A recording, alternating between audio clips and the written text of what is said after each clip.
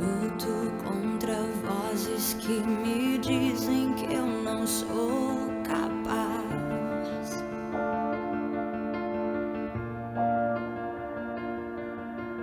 Contra enganos que me dizem que eu não vou chegar lá.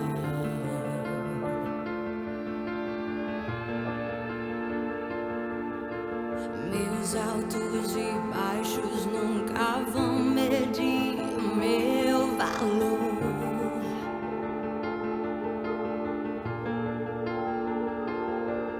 A tua voz me lembra e me diz quem realmente sou. A insegurança nasce e cresce em cima de um sentimento de dúvida que a pessoa tem sobre si mesma e a incerteza sobre o seu valor e a sua capacidade. O modelo cognitivo levanta a hipótese de que as emoções e os comportamentos das pessoas são influenciados pela sua percepção e interpretação dos eventos, e não somente pelos eventos em si. Esses pensamentos estão relacionados a um tipo de crença que a pessoa tem. E essas crenças, chamadas de crenças limitantes, são ideias que desenvolvemos desde a infância sobre nós mesmos. Esses são entendimentos tão profundos que frequentemente nem os questionamos e acabamos por considerá-los como uma verdade absoluta. A novidade para nós é que devemos identificar essas crenças e nomeá-las. No caso de hoje, falaremos do desvalor que gera insegurança. A palavra de Deus nos assegura, em Romanos 12:2, que o Senhor tem para nós uma vontade boa, perfeita e agradável. Porém, devemos renovar a nossa mente para viver a plenitude de Deus para nós. O caminho para mudar essas crenças limitantes é monitorarmos esses pensamentos que vêm à nossa mente, identificarmos essa raiz de desvalor e questionarmos. Daí, daremos validade a eles ou não. Por exemplo, frente à insegurança, ou medo, ou desvalor, você pode se lembrar do quanto você tem valor para Deus, ao ponto dele dar o Filho dele, o nosso Cristo, pela sua vida. Em João 3,16, diz que Deus amou o mundo de tal maneira que deu o seu Filho unigênito para que todo que nele crê não pereça. Lembre-se que Deus tem filhos os quais ele deu posição de príncipes, porque ele é o rei. Chegou o tempo de calarmos as vozes de crenças limitantes que dizem que você não tem valor. É tempo de mente renovada em Cristo, que por você fez tudo novo. E lembre-se, você não é aquilo que você pensa que é. Você não é aquilo que as pessoas pensam de você. Você é aquilo que Deus diz que você é.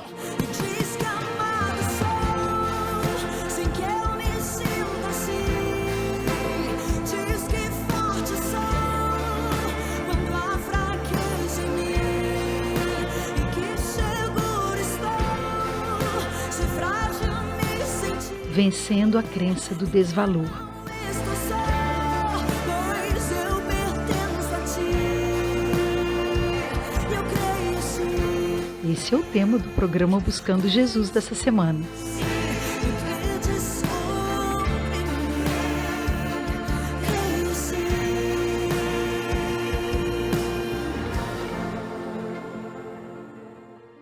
Olá, amados. Alguns meses atrás, eu ouvi falar sobre crenças limitantes. E eu confesso para vocês que desde então eu tenho pensado muito e levei para Deus e pensei em quantos de nós que, movidos no dia a dia, compreendemos a situação como nós compreendíamos na nossa infância, levando em consideração essas crenças limitantes, né? Que são de desvalor, desamor e desamparo. Hoje, especificamente, nós vamos falar do desvalor e desta síndrome de gafanhoto. E eu acho que chegou o tempo de falarmos um pouco sobre isso, né? Do desvalor, do complexo de inferioridade. Por quê? Porque ainda que na nossa infância nós tenhamos compreendido em algum momento dela isso, essas crenças não dizem respeito a algum fato específico que realmente tenha acontecido, mas que naquele momento nós tomamos aquilo como verdade e nós seguimos uma vida acreditando nessa história. E à medida que o tempo passa e que nós vamos vivendo o dia a dia, algumas situações que nos remetem àquela sensação passada, a gente tende a sentir esse desvalor, que é o caso de hoje, eu vou me deter a ele, ou esse complexo de inferioridade, ou que nós podemos chamar como síndrome do gafanhoto, entre aspas. E, para exemplificar isso, nós vamos trazer na palavra de Deus um momento em que os filhos de Deus, o povo de Israel, que tinha como promessa de Deus a Canaã, uma terra fértil que mana leite e mel, eles saem do Egito, eles já tinham esse propósito, esta promessa de Deus. E quando o Senhor fala com Moisés, levanta agora 12 homens, um de cada tribo, para ir espiar esta terra, eles vão. E desses 12, apenas 2 voltam com um diagnóstico favorável. Eu vou ler o texto para vocês, que são Josué e Calebe, que são grandes guerreiros, homens de coragem que lutaram. Os outros 10, mesmo sendo homens escolhidos a dedo, mesmo sendo príncipes de cada uma das tribos, eles voltam com um parecer absolutamente negativo.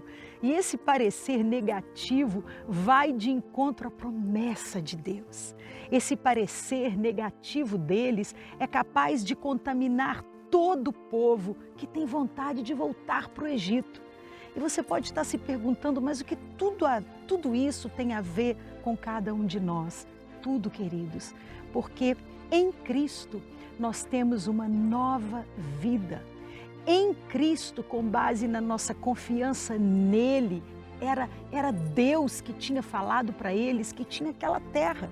Era Deus que havia prometido para os antepassados, era Deus que já tinha feito prodígios lá no Egito. Foi Deus que tinha outro dia para eles aberto o Mar Vermelho.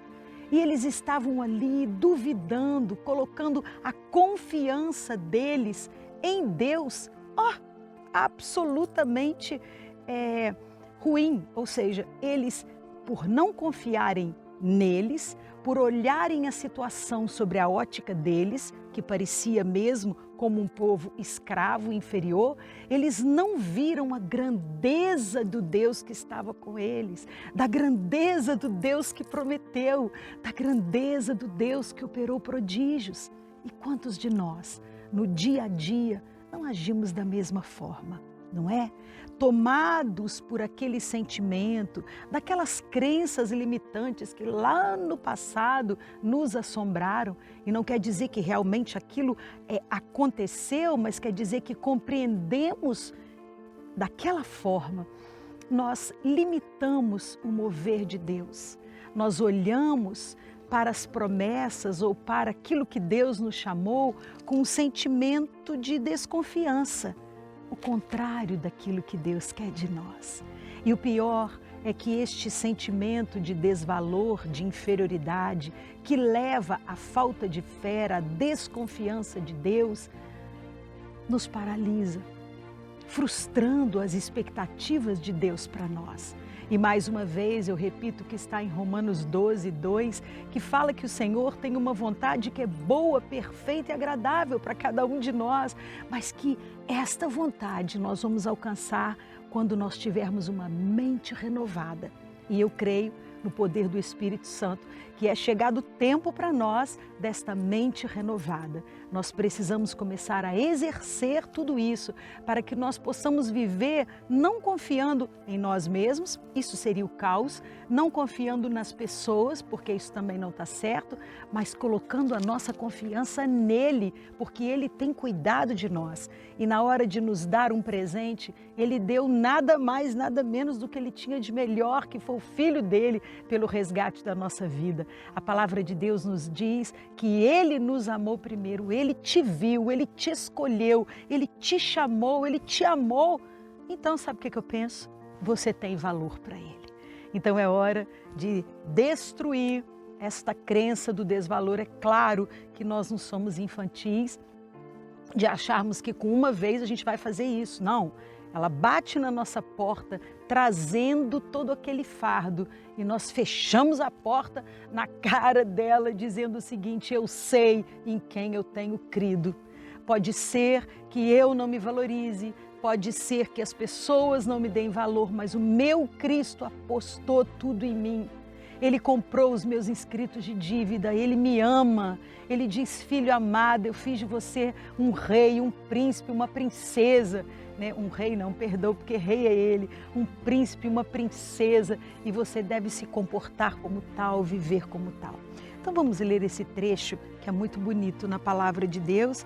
E desde já eu oro, pedindo ao Senhor, maravilhoso Espírito Santo, que me permitiu, quantas vezes eu desejei, Paizinho, falar desta palavra, por ter vivido tantos momentos na minha vida em que eu senti esse desvalor, eu por mim. E aí eu duvidava do seu chamado, eu duvidava sabe, do seu amor e de que eu poderia ser, de alguma forma, canal do teu Espírito Santo. E é o Senhor que tem ministrado esta palavra, a começar por mim.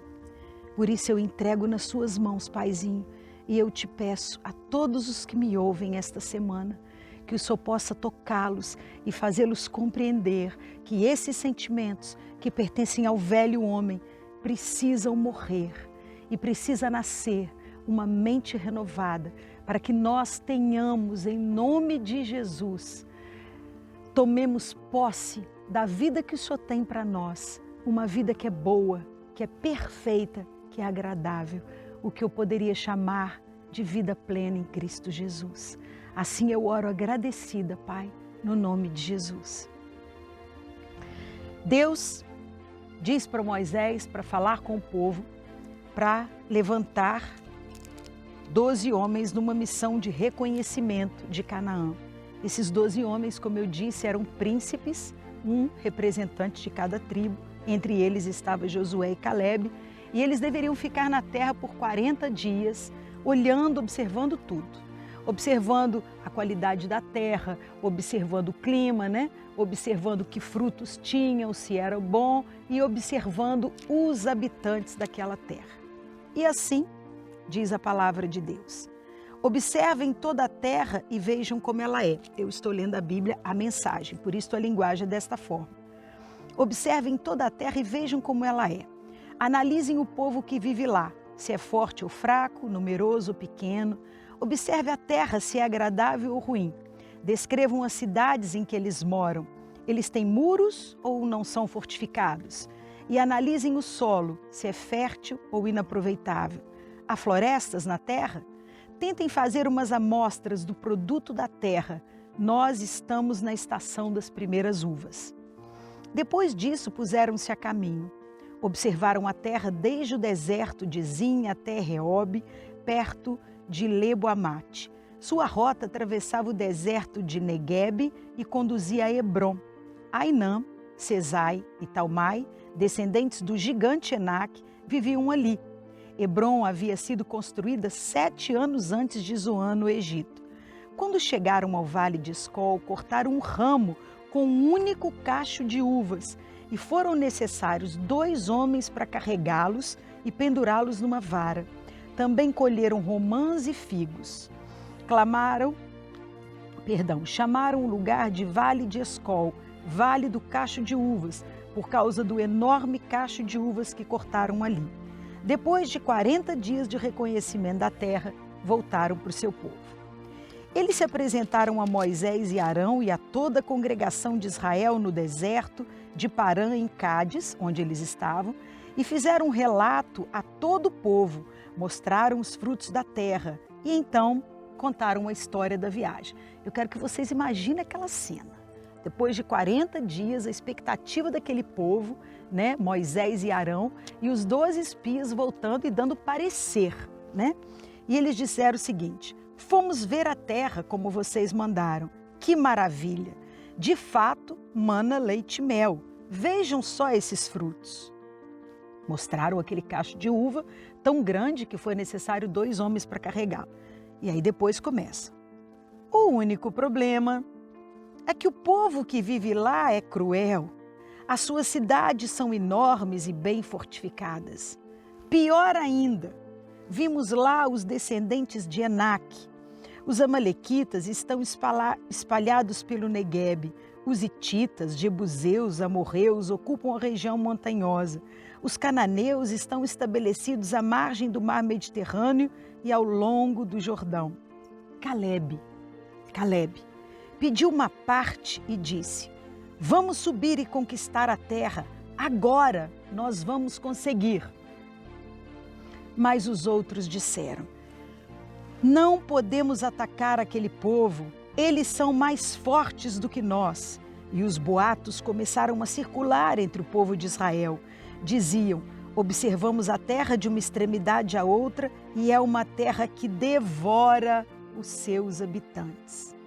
Todas as pessoas que vimos lá eram enormes. Imaginem que vimos até os filhos do gigante Enaque. Diante deles, nos sentimos como gafanhotos. Aleluia. Eu paro aqui. Vocês não têm noção, meus amores, que problema que isso trouxe na congregação, que problema que isso trouxe para a liderança, que problema que esse parecer, por causa desta síndrome dos gafanhotos, que problema que isso trouxe para uma geração. É claro que este povo havia sido escravo no Egito. Mas quando Deus se apresentou para eles, quando Deus cumpriu a promessa, o Senhor realizou muitos prodígios. Vocês podem ler, né, aqui atrás em Êxodo, na Bíblia, o Senhor operou prodígios que todos conhecem. O Senhor era com eles. Não era, e nós já falamos isso aqui no programa, não era quanto a eles, era quanto ao Deus deles, que era o eterno, o Deus todo-poderoso, o Senhor dos exércitos de anjos. Ele era invencível. Então não é quanto a mim, não é quanto a você, é quanto ao nosso Deus.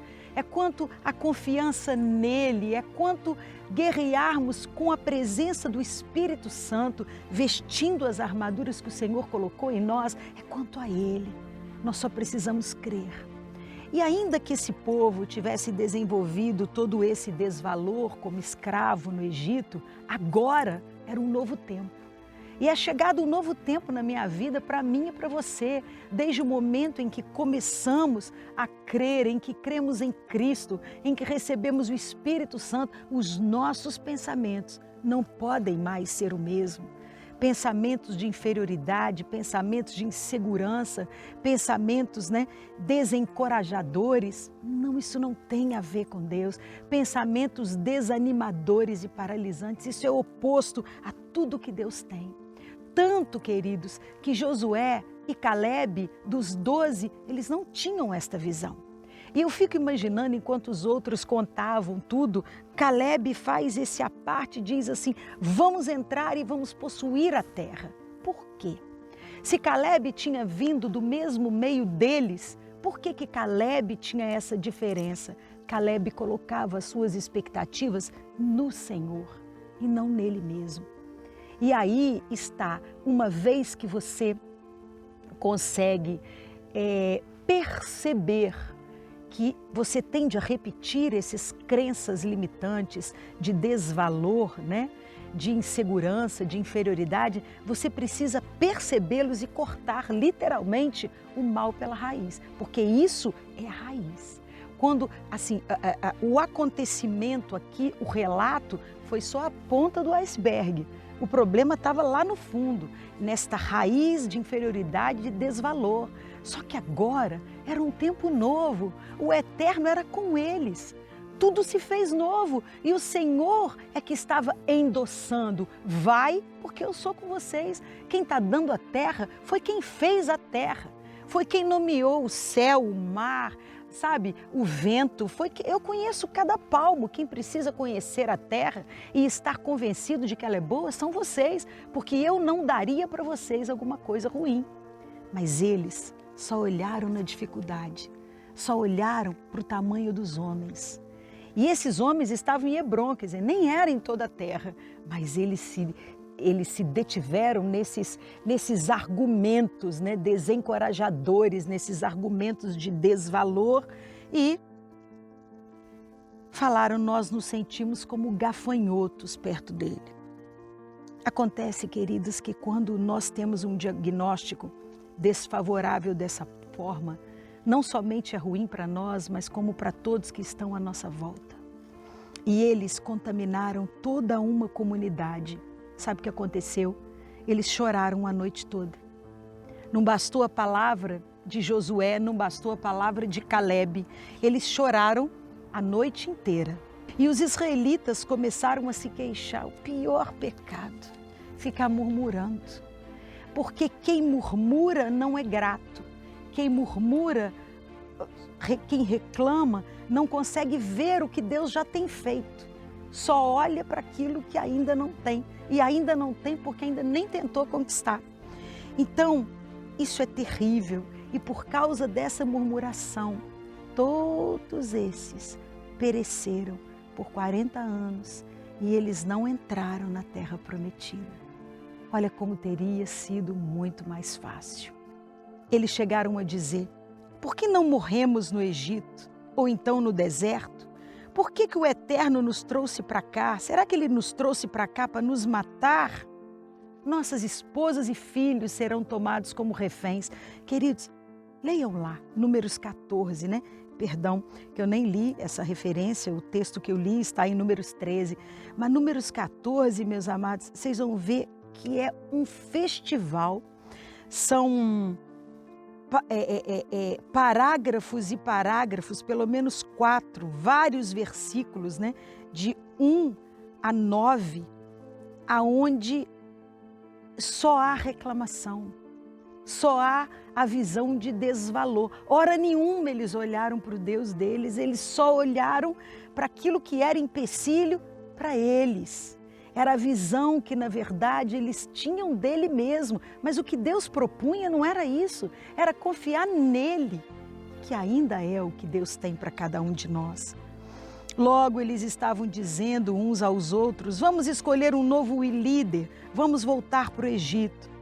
Então, Moisés e Arão se prostraram com o rosto em terra diante de toda a comunidade reunida numa assembleia de emergência. E Josué, filho de Nun, e Caleb, filho de Jefoné, integrantes do grupo de reconhecimento, rasgaram as suas roupas e fizeram o seguinte pronunciamento ao povo: a terra que atravessamos e observamos, ela é muito boa, ela é boa mesmo. E se o Eterno se agrada de nós, Ele nos fará entrar nessa terra, uma terra que mana leite e mel, como eles dizem, e Ele nos dará essa terra. Mas não se rebelam contra o Eterno, não tenham medo daquele povo. Eles serão um café pequeno para nós, porque eles não têm proteção alguma. O Eterno está do nosso lado, não tenham medo deles. É lindo, né? Olha a perspectiva desses dois, Josué e Caleb, e olha a perspectiva de todo o outro povo. Mas acontece que não adiantou aquela fala linda. A comunidade já estava armada e a comunidade chegou a falar em apedrejá-los. Ah, queridos, vocês sabem quando isso para? Isso para porque a glória do Senhor se faz presente naquela tenda do encontro. E aí, só aí que eles param de murmurar, ou seja, eles param, porque aí Moisés fala com Deus e Deus fala: até quando esse povo vai estar contra mim? O Eterno disse a Moisés: quanto tempo esse povo ainda vai me tratar como lixo? Quanto tempo ainda vão se negar a confiar em mim, depois de todos os sinais que fiz no meio deles? Para mim chega. E é claro, que Moisés depois conversa com Deus, ora, pede para o Senhor perdoar as maldades desse povo, com imensidão no amor dele leal, como sempre nos tem perdoado desde a saída do Egito. Eu paro por aqui, porque eu acho que deu para compreender a história. E o que Deus está falando para nós esta semana pelo Espírito Santo, e eu louvo por isso, é que com mente renovada, você precisa de crer não naquilo que você vê, não naquilo que você ouve a respeito de você, mas naquilo que o Eterno pensa de você. Na realidade, o que o Senhor pede para nós é que nós, ou Ele espera, né? É que nós confiemos nele. Na verdade, eles tinham tudo, o Senhor já tinha operado tantas maravilhas, não era para eles olharem sob a perspectiva e ótica deles, quanto ao que eles pensavam deles, mas era para que eles se firmassem na rocha e tivessem confiança em Deus. E quantas vezes cada um de nós, no nosso dia a dia, não olhamos as circunstâncias desafiadoras e não nos sentimos desencorajados pelo que pensamos de nós mesmos, por estas crenças limitantes como desvalor, por esse pensamento, ou como nós compreendemos na época, na nossa infância, de desamparo ou desamor. Quantas vezes nós compreendemos a situação assim, absolutamente diferente daquilo que Deus tem para nós, porque Deus nos amou primeiro, nos escolheu, Ele é o amor e Ele viu graça em você e te chamou e colocou dentro de você o Espírito Santo para que você vivesse uma vida abundante, para que você vivesse uma vida com novas perspectivas. E quantas vezes nos entristecemos e ficamos paralisados pelo que nós pensamos de nós mesmos, como este povo aqui, ferindo assim as expectativas de Deus para nós. É claro que Deus não muda, mas somos nós que, frente a esses desafios, nos consideramos como gafanhotos. E esta é a síndrome dos gafanhotos. Então, quando você, na sua vida, estiver vivendo, é assim que começa, você fica alerta. Enquanto a gente não conhece a situação, tudo bem, a gente pode até errar. Mas a partir do momento que a palavra nos traz a verdade, e é por isso que ela limpa, você já conhece. Então você já sabe que as suas desculpas não vão passar para Deus. Elas não podem te representar. E elas não podem dizer de você aquilo que Deus não pensa de você. Porque senão você vai estar reproduzindo aquilo que esse povo fez e muito desagradou a Deus e por isso não entrou na terra prometida. Eles não tinham confiança em Deus. Eu sei que quanto a nós não é assim, não é verdade? Nós confiamos no nosso Deus, que é nossa rocha. E se você procurar ler na palavra, você vai ver quantas palavras de confiança tem. E a nossa confiança se apoia no amor dele, na fidelidade dele. A nossa confiança se apoia nele para que nós possamos conquistar todas as coisas que ele tem para nós.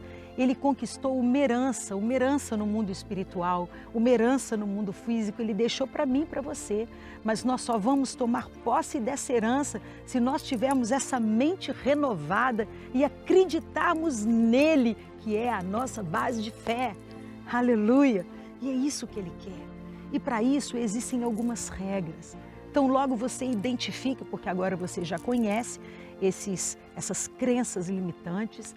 Então logo você identifica esses pensamentos, pode ser que você esteja mais inclinado ao desvalor, pode ser que você na infância compreendeu que não tinha sido amado o suficiente, pode ser até que seria uma questão de desamparo, você se compreendeu sozinho, então você tende a reproduzir isso na vida adulta, se sentir, não, eu estou sempre sozinho mesmo, eu sou sozinho mesmo. Não, você não é sozinho, você é cuidado por Deus, o Senhor disse que estaria com você todos os dias da sua vida. Aleluia!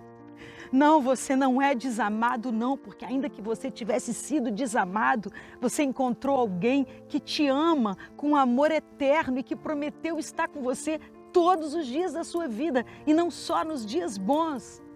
Não, Você tem valor sim, porque foi o amado que disse, não foi Sandra que disse, foi o amado que disse que você tinha valor para ele. Aleluia! Para superar esses sentimentos, concentre-se no seu potencial, não nas suas limitações. Que a gente possa seguir o exemplo de Caleb aqui, né, em Números 13:30, que pede uma parte, diz: vamos subir e conquistar a terra agora, porque nós vamos conseguir. E não no que os outros disseram, né? Não se compare com os outros. Queridos, isso é uma dica que é assim, como que Deus tem dito isso? Como que Deus tem pedido? Para caso de murmuração, para as pessoas que sentem inveja. Existem coaches aí falando, eu sei que o nosso Deus não é coach, Ele tem uma palavra de verdade. Mas queridos, em nome de Jesus, comparação é terrível. Porque se você parar para pensar, sempre vai existir alguém melhor que você em alguma coisa e alguém pior que você em alguma coisa. E você nem tem o direito de julgar ou de se pensar melhor que alguém ou pior que outra pessoa. Não funciona. Então, e eles compararam, vamos ler aqui de novo nesse versículo 29, quando eles dizem, o único problema é que o povo é cruel. E depois eles dizem, pior ainda, nós vimos lá os descendentes de Anak, eles compararam o tamanho deles. Eles compararam o tamanho deles e é por isso que eles dizem, perto deles nós somos como gafanhotos. Evitem comparação.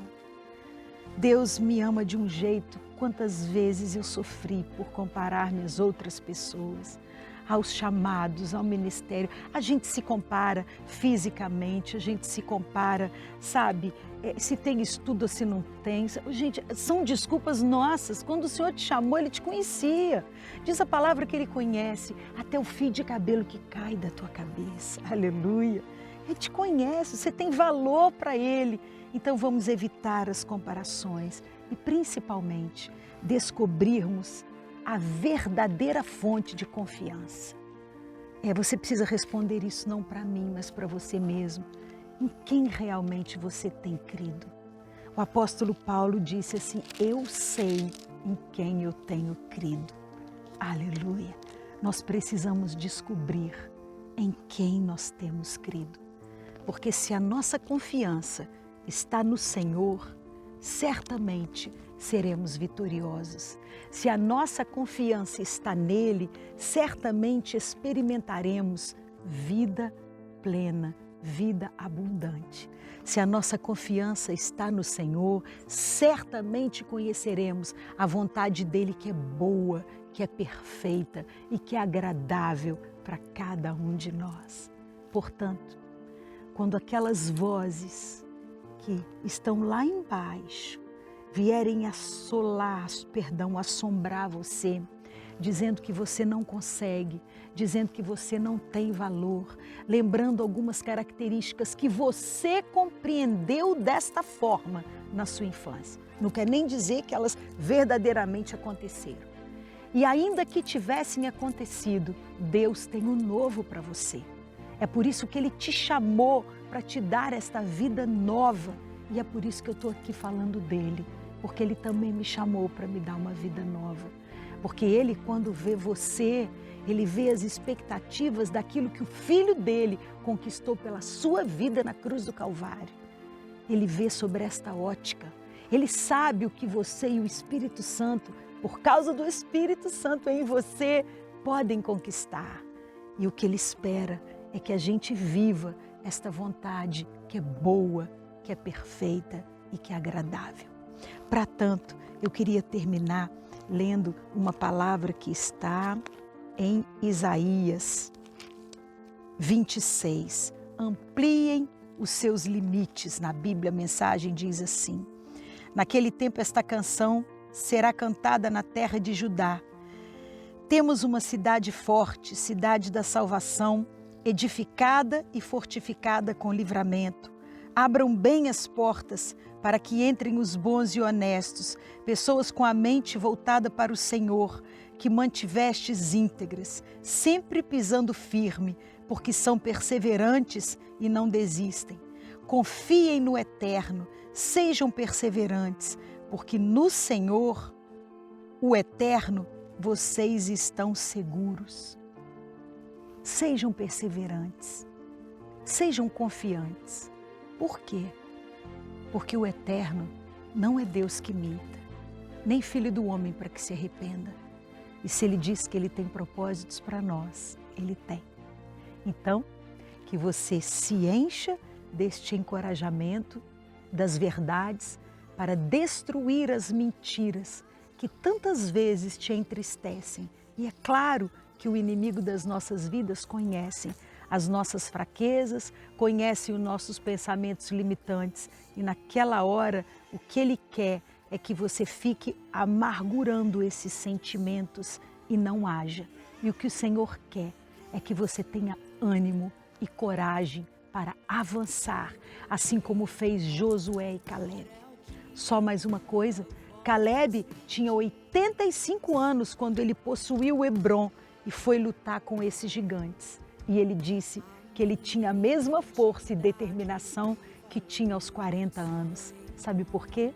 Porque o olhar de Caleb estava sobre o Rei da Glória e não sobre ele mesmo.